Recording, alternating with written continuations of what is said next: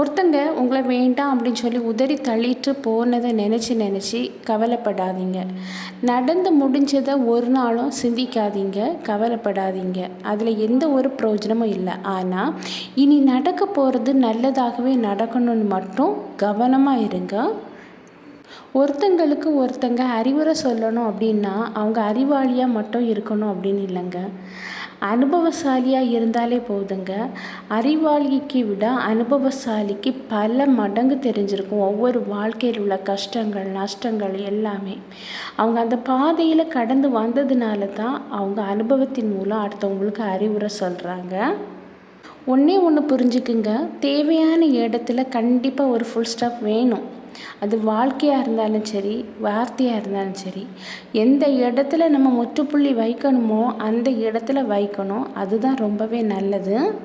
வேண்டாம் அப்படின்னு சொல்லி உதறி தள்ளிட்டு போன அந்த உறவை நினச்சி ஏங்கிக்கிட்டு இருப்போம் இல்லையா? அப்படி ஏங்கிக்கிட்டு இருக்கும்போது ஏதாவது ஒரு பிரயோஜனம் உண்டா அப்படின்னு சொல்லி பார்த்தீங்கன்னா எந்த ஒரு பிரயோஜனமும் இல்லை.